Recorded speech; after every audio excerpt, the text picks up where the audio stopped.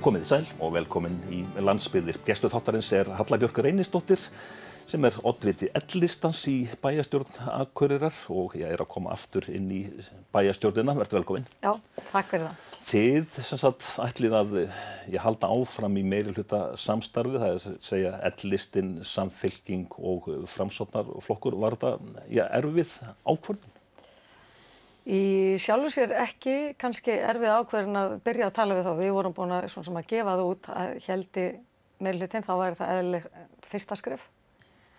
Og þannig að það lá bara beinast við á kosninganóttina að taka upp samtalið.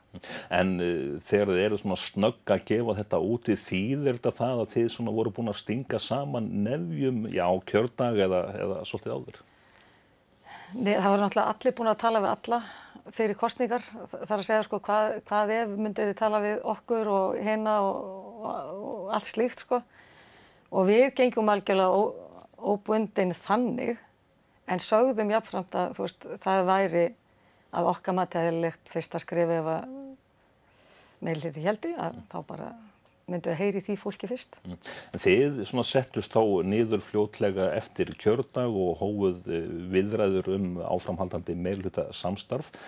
Ég bara velti því fyrir mér hvernig svona viðræður fara fram, á hverju byrjiði og svo framvegis. Já, ég kom nú alveg ný inn í meirihlutaviðræður, af því að það hefði aldrei tekið þátt í slíku áður, Þannig að einmitt, hvað gerir maður fyrst? Við settumst bara niður og fórum yfir það sem var sameiginlegt, sem var nú kannski ansi mikið og það var nú talað það í aðdraganda kosninga, það væri nú kannski ekki mikill munur á því sem fólk vildi, flokkunum. Bara almennt, ekkert bara við þrjú heldur allir flokkar. Þannig að við tókum það saman sem við værum algjörlega sammála og það var auðvitað bara auðvelt í sjálfu sér. Svo fórum við að tína inn þar sem við vorum kannski ekki alveg á sömu línu og hvernig við gætum komist að niðurstöðu. Það boðaður bæjarstjórnarfundur ef ég veit rétt í næstu viku. Já. Hvenær lítur meirihluta sáttmálinn þá dagsins ljós? Það bara í tengslum við þá fyrsta fund bæjarstjórnar? Já, ég að vonast til að verði einhvern tímann helgina og fyrir þá bæjarstjórnarfundin, það sem á þriðjudaginn. Þá verðum við búin að bera þetta undir baklandið og fá þá vonandi samþykki. Það náttúrulega ekkert í hendi fyrir það í hendi. En núna þegar þetta viðtal tekið upp, þið búin að skipta með ykkur verkum og hver fær hvað og svo framvegis? Það aðeins byrjað að ræða það og reyna að skipta því nokkuð jafnt á milli þá flokka. Annars ekkert tímabært að vera að segja frá því þannig. Það var talað nokkuð það í kosningabaráttinu og hefur verið talað það svo sem í nokkuð tíma að sveitarfélaga á stærð við Akureyri að þá þyrftu bæjarfulltrúar hluti þeirra minnstakosti að vera í þessu í fullu starfi eða alltaf því. Já, og hefur bara einmitt lengi verið svo umræði í gangi. Og við ræddum það með þegar ég var síðast í bæjarstjórn 2010 til 2014. Einmitt hvort það ætti að gera forseta og formann bæjarráðs mögulega fullu starfi, byrja á því og svo smá saman að auka eða eitthvað slíkt. Ég held að það verið tekin ákveðin skref á þessu kjörtímabili sem að líða í að auka hlutfallið, starfshlutfallið. En það var ekki gengið alla leið, þannig að núna þetta ekki litið á þetta sem kannski fullt starf og getur sannarlega haft þetta fullu starfi. Á síðasta kjörtímabili eða þessu sem þá að líða, að formaður bæjarráðs, hann var í þessu í fullu starfi. Sérðu það fyrir þér að svo verði áfram að einhverju leyti? Já, hann allavega tók hluta kjörtímabilsins held ég í fullu starfi. Það verður bara komið í ljós. Það verður þess sem tekur það að sér að finna út af því hvernig hann sinnir starfinu. Þetta náttúrulega bara þetta samspil milli þá vinnu og þessa starfs og heimilislífs og ertu tilbúin að fórna heimilislífinu fyrir þetta og vinna þá mögulega meira eða ekki og láta það vinnuna til hliðar, það að segja það starf sem hefur verið í áður. ráðning bæjarstjóra, það þarf að fara í það verk svona samkvæmt tilkynningu frá flokkunum sem að ætla að mynda meirihluta. Þá segir, ef ég man það rétt, að bæjarstjóri verði ráðinn. Það svona getur nú kannski svona, ef maður vill lesa í línurnar, verið svolítið svona loðið. Hvað þýðir það í raun og veru? Verður auglýst eftir bæjarstjóran eða ætla að finna bæjarstjóra? Það akkurat það sem eitt af því sem við erum að ræða einmitt núna. Ég meina, við gerðum auglýstum 2010 til dæmis og það var bara fín leið, heppnaðist alveg ágætlega. Svo bara núna verið að tala við ætlum að ráða. Við fáum alveg örugglega einhvern til að koma að ráðningunni. Hvernig ferlið nákvæmlega ekki alveg ljóst á þessari stundu. Þannig að það ekki alveg búið að ákveða það hvort þetta verður sem sagt í atvinnuauglýsingum í Fréttablaðinu og Mogganum og svo framvegis. Sko, nú bara ætla ég ekki alveg að segja það en mér finnst það svona líklegra en hitt. En við fáum einhvern til þess að leiða þetta ferli. En hvers konar bæjarstjóra svona vill þú fá? Sem sagt, taka einhvern úr atvinnulífinu eða einhvern sem að svona góður skrifstofumaður eða hvað? Já, sko einmitt. Og hverja sér maður fyrir sér í þessu starfi og það er þetta alveg fullt af fólki. En mér langar svolítið að við þurfum ekki beint einhvern svona alveg svakalegan rekstrarmann. Ég held að reksturinn á Akureyrarbæ bara í góðum málum og það ekkert svona sérstakt vandamál sem við erum að glíma við þar. Mér myndi langa svona að fá einhverja persónu sem að hefur alveg óbúðslega mikið passion fyrir Akureyri og einhvern veginn til að auglýsa það upp staðinn þar að segja, það sem að gerast og verði svolítið svona ábyrrandi fyrir þetta samfélag. Ef ég man rétt þá einmitt talað það í stefnuskrá L-listans fyrir kosningarnar að þið viljið fjölga bæjarbúum, sjá aukningu. Já, ég held að það sé svolítið mikilvægt að við okkur fjölgi einhver þúsundir. Bæðar til þess að einmitt að reksturinn verði sjálfbær. Við séum ekki alltaf í einhverju svona pínu ströggli við að halda aðalsjóðu til dæmis í góðum gír, sko. En líka til þess að standa undir allir þessari þjónustu og vera þessi svona litla höfuborg á Norðurlandinu sem við viljum kannski vera og erum. En sko, við erum einhvern veginn svona og við þurfum að komast aðeins lengra og þar með fjölgun íbúa og ungu fólki og einhverju svona kraftmiklu fólki gæti verið svona sé ég fyrir mér. Það væri mjög spennandi og ég held að við eigum alveg sko núna séum við einhverjum konar svona dauðafæri til þess að gera þessa hluti, koma hér á beinni tengingu við útlönd, það myndi til dæmis hjálpa verulega og þá einhvern veginn svona minna að sækja suður og minna ergelsi yfir þessu peningaleysi sem við erum að glíma við frá ríkinu. Gerum þetta bara sjálf, við erum alla burði til þess. Það alveg örugglega hægt að halda því fram að allir innviðir séu til staðar. Það mikil þjónusta fullt af íþróttahúsum og svo framvegis. En samt sem áður svona á undanförnum árum að þá kannski, í raun og veru hefur íbúunum ekkert fjölgað umfram landsmeðaltal og jafnvel undir. Hvernig stendur á þessu? Já, ég held nefnilega að fólk átti sig ekki á þessu. Hvað þetta allt frábært hérna. Við erum með þetta svona litla þannig samfélag þar sem að þú ert sko 5 mínútur, 10 mínútur í vinnuna. Þú ert ekki að eyða klukkutímum í umferð. Þú hefur Hlíðarfjall, golfvöllinn, labba niður á sjó, allt í 10 mínútna fjarlægð. Þú ert með sjúkrahús, háskóla, einmitt allt þetta íþróttalíf. Þú ert í raun alveg í súper samfélagi sem hefur allt til að bera, til þess að svona, ég meina þú getur ekki kannski hugsaði mikið meira, nema kannski ef ég myndi segja tengingu í útlönd. Og það bara, mér finnst þetta að vera verkefni að við erum bara framúrskarandi og við erum það að svo mjög mörgu leyti. Það vantar kannski bara svona herslumunni til þess að koma þessu á kortið, láta fólk vita og þá verður þetta svona, ég ætla að spá því, eftirsóknarverðasti staðurinn til að búa. En atvinnutekjur á Akureyri, þær hafa löngum verið undir landsmeðaltali. Já, og sem slæmt, þetta hefur bara að laga. Við höfum bara að taka ákveðin skref í því að við erum ekki eitthvað láglaunasvæði.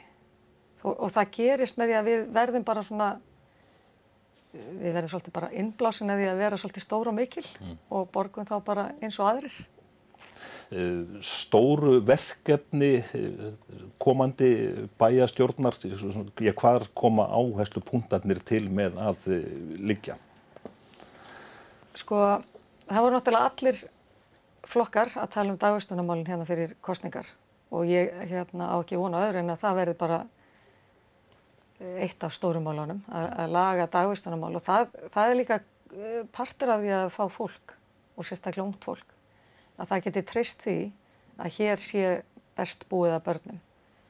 Skólarnir náttúrulega alveg taka megin part fjármagnsins af rekstri sveitarfélagana, grunnskólarnir, þannig að það stór málaflokkur og svo bara þessi samgöngutenging og umhverfismálin, ég meina við getum, og svo sem allt öldrunarmál, það komið að því að leysa húsnæðismálin eða þar að segja laga húsnæði upp á hlið og hvernig förum við í það verkefni. Tölum aðeins leikskólamálin sem alveg örugglega ungt fólk sem annarkvort býr í bænum eða hefur hug á að flytjast til bæjarins á kjörtímabilinu sem að ljúka leikskólum var fækkað hreinlega og við lásum það í blöðunum að fólk var að leita eftir leikskólaplássi í nágrannasveitarfélögum. Þetta ekki nógu gott. Nei, þetta, kerfið nefnilega ekki alveg nógu sveigjanlegt og við kannski ástæða fyrir að var einhverjum skólum lokað var einhver spá fjölda barna og slíkt sem að gekk síðan ekki eftir, kannski sem betur fer. Og það þá vitið til varnar að gera ekki svona mistök aftur. Við verðum að hafa alltaf þennan buffer. Dagforeldrakerfi til dæmis lét undan á síðasta kjörtímabili. Og hvernig getum við stutt við það? Þannig að það ágætis buffer þarna á milli fæðingarorlofs og leikskóla.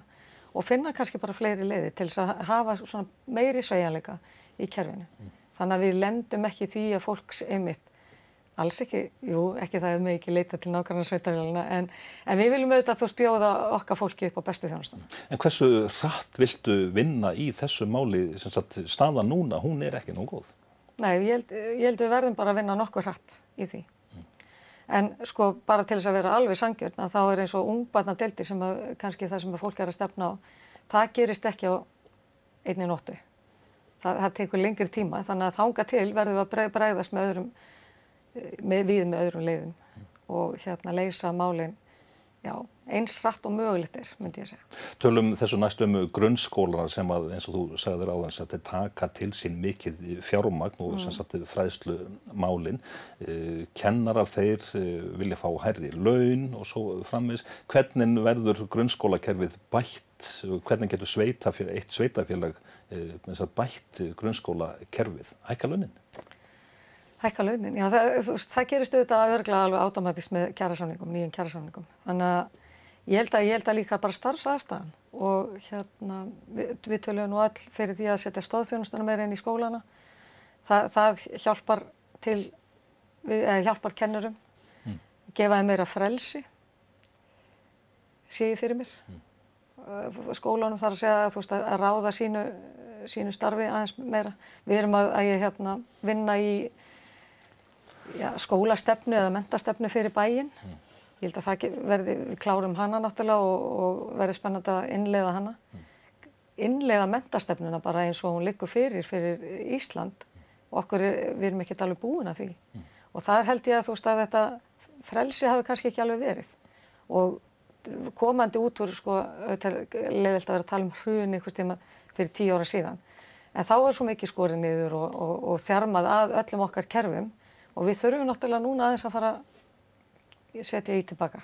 En allar slíkar lausnir kalla þær ekki hreinlega alltaf á endanum á samflot sveitafélaga? Þetta snýst peninga og launamál og svo sveitafélögin í samfloti í samninganefndinni að semja kaup og kjör. Jú, kaup og kjör og það að segja samningar við kennarasambandið. Það í samfloti við hinn sveitafélögin, vissulega. En aðstæða og hvernig við ætlum að búa að okkar fólki, það getur verið náttúrulega alveg sérstaklega fyrir sveitafélagi hér. Og það það sem við sjáum kannski tækifæri til þess að gera betur í. Mér svona, heyrist á þér að þú viljir efla atvinnulífið líka til þess að fjölga fólki. Hvernig verður það gert sem sagt, og hvernig Akureyri að tala við sveitafélag, við sem sagt atvinnulífið og halda uppi alvöru samtali?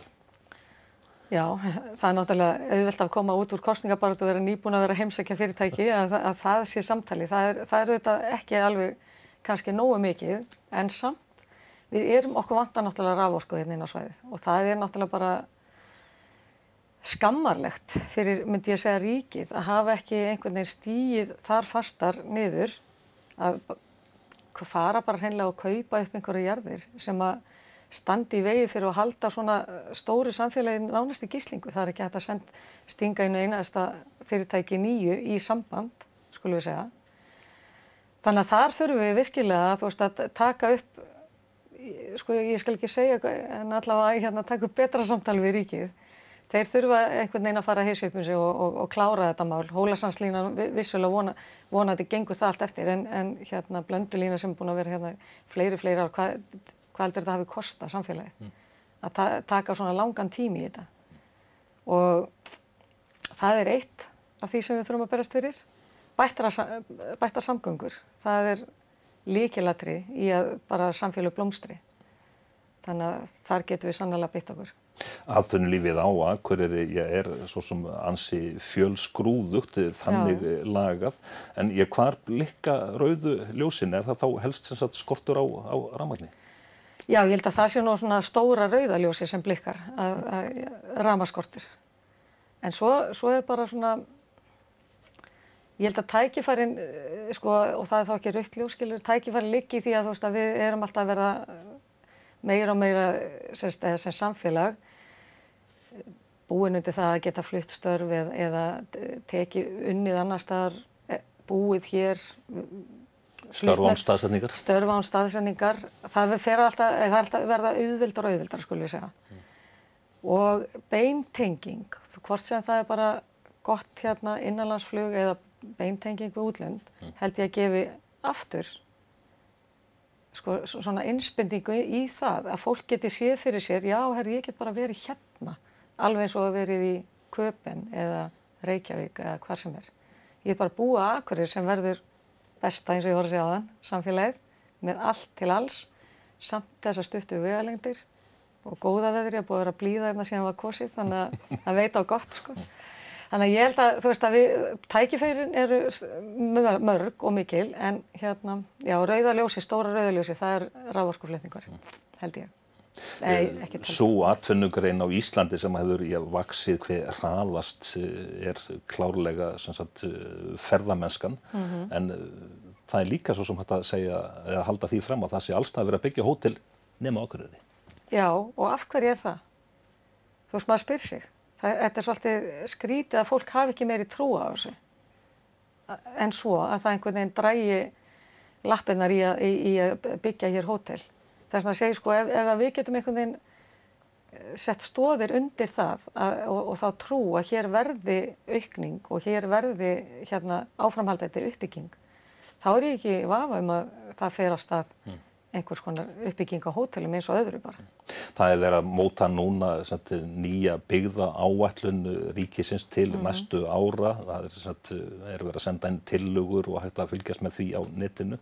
Svona að þínu viti, það mikilvægt að þá Akureyri sem svona höfuðstaður landsbyggðanna að rödd Akureyrar verði svolítið áberandi í almennri umræðu byggðamál? Og landsmál þá líka. Já, að sjálfsögðu. Við erum svona þessi stóri kjarni fyrir utan höfuðborgarsvæðið. Og höfuðborgarsvæðið kemur til með að lifa góðu lífi. Það bara einhvern veginn orðið svona sjálfbært. Við þurfum að ná þessu elementi hérna fyrir norðan. Það myndi styrkja allt Norðurland. Alveg og það þá orðið stór hluti af landsbyggðunum. Þannig að ég ekki vafinn það. Hins vegar ég velti stundum fyrir mig þessu samtali við ríkið sem að við eigum. Það að segja, allavega þegar ég var síðast í bæjarstjórn, þá fengum við svona fundi með þingmönnum kjördæmisins eins og 2 ára ári og þú veist, hittust yfir mat og réttum þeim lista yfir það sem þyrfti að fara að vinna í. En þetta var yfirleitt listi yfir verkefni sem á hendi ríkisins. Og af hverju erum við að láta okkar þingmenn sem að vinna þessum málum vita þessum málum sérstaklega? Þau ættu náttúrulega að vera alltaf á fullu að vinna í þessum málum. Án þess að við einhvern veginn komum og ítum á það. Við eigum að vera að hugsa það sem sveitarfélagið á að segja Ríkið á að hugsa sín mál og standa í þeim rekstri sem það tekur að sér og hafa einhvern metnað og gera það með sóma. Getum við sagt á bara mannamáli að Akureyringar eiga að vera miklu harðari í þessari umræðu?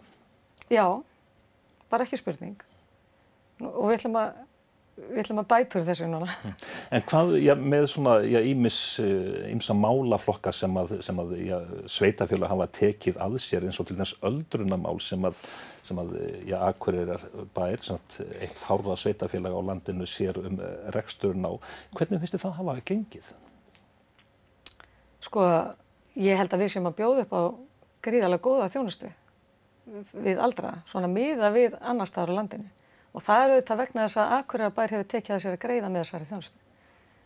Sem auðvitað ekki ásættanlegt það að segja fyrir skattgreiðendur Akureyrarbær. Það ekkert ásættanlegt að þeir borgi meira til þessari þjónustu heldur en aðrir landsmenn. Þannig að þarna þarf auðvitað að lagfæra. Við getum síðan sagt, daggjöldin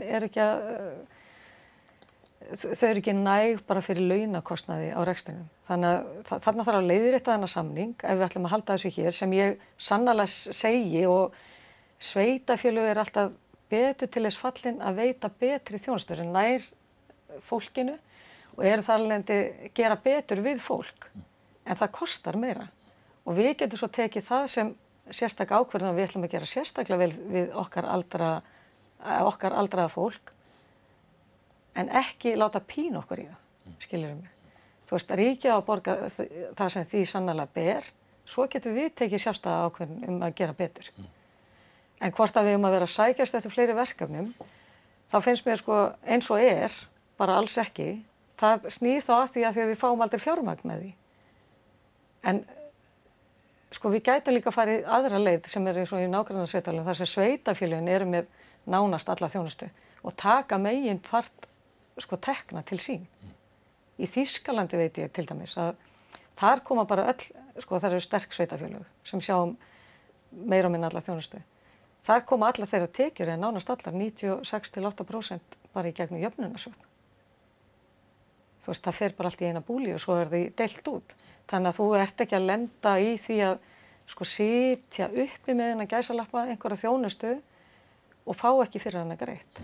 Dæmi ef við ljúkum þessu með til þessu öldrunarmálin, dæmi hvað Akureyri að gera sérstaklega vel í öldrunarmálum? Eða rekstri öldrunarstofnana? Hvernig við búum að fólki? Já, eða bara hvernig við erum að þróa ýmis verkefni og svo framvegis. Já, einmitt, við erum við stöndum náttúrulega bara framalega í allir þjónustu. Það mjög metnaðarfullt starf upp á öldrunarheimilum að innleiða tæknilausnir. Bæði og gaman að segja frá því Þula sem fyrirtæki héðan frá Akureyri og hugbúnaðarfyrirtæki sem er verið að innleiða þarna upp á öldrunarheimilum. Spennandi tíma framundan þar og Meddæ sem líka ætta frá Akureyri spennandi og svo framvegis. Þannig að þarna erum við klárlega að sjá kannski breytt pínu, rekstrar umhverfið eða grundvöllin, þannig að vonandi getum við einhvern veginn nýtt þessar tæknilausnir í að spara okkur fjármagn til rekstrar og geta þá gert enn betur við fólki sjálft í þjónustunni sem við erum að veita. Notum síðustu mínúturnar að tala svolítið þig sjálfa, þú sem ert að koma aftur inn í bæjarstjórn. Já. Hvers konar árátta þetta að vilja vera að vasast í þessu? Já, það þegar ég fór síðast var náttúrulega bara gríðarlega gaman en ofsalega krefjandi og mikið verk. Og þú veist öðlaðist heilmikla reynslu sem ég einhvern veginn eftir að hafa tekið mig 4 ára pásu sem var bara fín að þess að fá fjarlægð á þetta og meta hvað ég hefði getað gert betur og hvað ég myndi vilja gera núna. þá langaði mér bara sannarlega til þess að nýta bæði þessa reynslu sem ég hafði fengið og svo þetta, ég held við séum í svo einstöku tækifæri núna í að koma Akureyri á þann stað sem ég sé fyrir mér og það fannst fyrir mig persónulega mjög svo spennandi að geta einhvern veginn fengið að vera partur af því að leiða Akureyri til svona forystu á landsbyggðunum. Líturðu á setu í bæjarstjórn með öllum þeim skildum sem að því fylgja, líturðu á það sem valdaembætti eða er þetta samfélagsverkefni? Þetta er náttúrulega fyrst og fremst samfélagsverkefni. Þú ert bara að bjóða þig fram til þjónustu í einhver ákveðin verkefni. Þú leggur þig fram fyrir kosningar, svo ef þú ert kosin, að þá þarftu náttúrulega að koma þessum verkefnum að stað. Og þetta er ekki vald, þú bara kemst inn í þessa hringiðu. En þetta er ekki valdaembætti í þeim skilningi að þú farir einhvern veginn að deila og drottna. Þú hins vegar hefur þarna tækifæri til þess að ýta við málum og fá með þér fleiri í bæjarfélaginu að því sem þú kannski eða þið langa til að gera. En þetta tekur örugglega á bara í heimilislífi, þú getur varla að fara út í búð, þá kannski verið að skamma þig fyrir að það er ekki búið að losa sorpið eða moka göturnar, eins og náttúrulega líka er klappað á baki og þú fær hól. Já, ég held nefnilega sko að þú veist, það er einmitt þetta, þú ferð ekki í þetta til þess að öðlast vinsældir kannski beint, en þú fær samt tækifæri til þess að hitta einmitt mjög marga. Fólk kemur að tala við þig og þú áttar því betur að aðstöðu svona, íbúa, annara heldur en bara þíns og þinna vinar. Þannig að þarna er sko klárlega það sem er skemmtilegt við þetta. Það sem er líka krefjandi er sko að finna lausnir á verkefnunum, finna að það eru fleiri þarna inn í bæjarstjórn, það er fullt af fólki sem er að vinna í bæjarkerfinu, það er fullt af fólki í atvinnulífinu sem bara klæjar í puttinu að gera eitthvað og þú getur kannski bara, ef ég leiði þetta fólk saman, þá gerist eitthvað. Og þarna ertu svona eins og í þessu tengslanetti að komin í alveg svona mjög skemmtilega stöðu og hvað varðar heimilislífið, þá er ég nú svo velgift að hann veit hvað þetta þýðir, maðurinn, og tekur það að sér í meira magni þá. Þannig að þetta er gefandi og skemmtilegt en sjálfsagt líka lýjandi á köflum. Já, og þess vegna kannski fer maður bara fullt í þetta í einhvern ákveðin tíma og gefur því svo hvíld þess á milli.